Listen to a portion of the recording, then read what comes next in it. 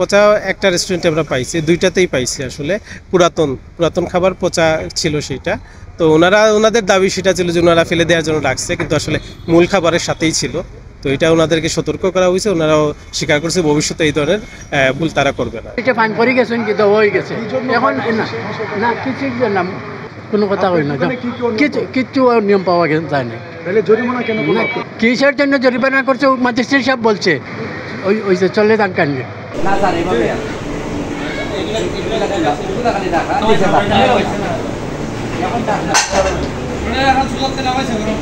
এখন ডাকনা দিছে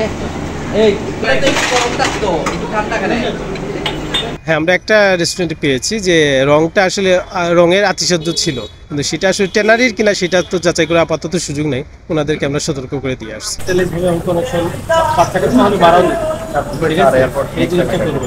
আপনার যে মাছগুলো এখানে রাখেন ফ্রিজের খাবার নাই, এটা কি মানে মাছগুলো কি ঠিক থাকে না নষ্ট হয়ে যায়?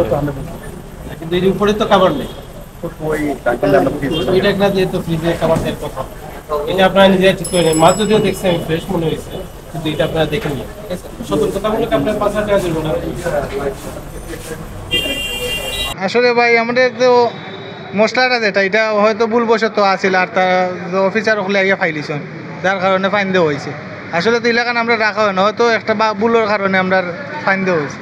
আরো কিছু অভিযোগ ছিল, আরো রান্নাঘর অপরিষ্কার, অপরিষ্কার এটা স্বাভাবিক একটা থাকতেও পারে, কারণ রাত শেষে যে সময় মালটা আটানে তারপরে না পরিষ্কার করতে হবে।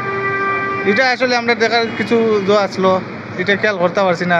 10,000 টাকা জরিমানা করছে। আজকে আমরা এখানে শহীদ বাজারে আমরা 3টা দোকানে ব্যবসা প্রতিষ্ঠানে আমরা অভিযান করেছি। মূলত হলো ভোক্তার অধিকারটা সংরক্ষিত হচ্ছে কিনা সেটার জন্য আমরা ভোক্তা অধিকার আইন 2009 অনুসারে এখানে মোবাইল কোর্ট পরিচালনা করেছি। আর আপনারা জানেন যে সিটি কর্পোরেশনের পক্ষ থেকে নিয়মিতই আসলে এই ধরনের অভিযান চলমান আছে। তো আমরা চাই যে আমাদের যে নাগরিক যারা আছে তারা যাতে যে সকল প্রোডাক্ট কিনে বা সেবা কিনে দোকানের ব্যবসা প্রতিষ্ঠানের কাছ থেকে, সেটা যাতে মানসম্পন্ন থাকে, বিএসটিআই অনুমোদিত পণ্য যাতে থাকে, এটা আমরা নিশ্চিত করার জন্য আসলে নিয়মিত এই অভিযানগুলো করি, এবং ভোক্তার যাতে অধিকারটা সবসময় সংরক্ষিত থাকে এটা আমরা বিশেষ নজর দিই। এই কারণে আমরা ব্যবসা প্রতিষ্ঠানগুলোতে অভিযান করেছি, এবং যেটা দেখলাম যে অনেক জায়গায় পরিবেশটা সুন্দর ছিল না, আর সেই সাথে হলো বিএসটিআই অনুমোদনহীন কিছু পণ্য পাওয়া গিয়েছিল। তো সেই কারণে আমরা 3টা ব্যবসা প্রতিষ্ঠানে আমরা অর্থদণ্ড করেছি আর কি, সতর্কতামূলক। খাবার দোকানে যেটা হলো মূলত যে রান্নাঘরের পরিবেশটা, আমরা প্রথমে যে আসলে রান্নাঘরটাই চেক করি, সেখানে পরিবেশটা এত পরিষ্কার না যেরকম থাকার কথা, ময়লা আবর্জনা পরিপূর্ণ ছিল। তারপরে হলো যে খাবারগুলো বেশিরভাগই খোলা রাখা, তো যেটা আসলে অবশ্যই করা যাবে না, মাছি টাছি ধুলাবালি থেকে রক্ষা করে সেটা ডেকে রাখা দরকার। তো এইটা আসলে বেশিরভাগ আমরা খাবারের যে রেস্টুরেন্টগুলোতে ঢুকছি সেটাতে নাই, এটাই হলো মূলত পেয়েছি। আর হলো কিছু আছে বিদেশি প্রোডাক্ট যেগুলোতে বিএসটিআই এর অনুমোদিত ইম্পোর্টারের সিল থাকা দরকার, সেটাও কিন্তু আমরা একটা প্রতিষ্ঠানে যা পাইনি। 3টায় 25,000 টাকা জরিমানা করা হয়েছে।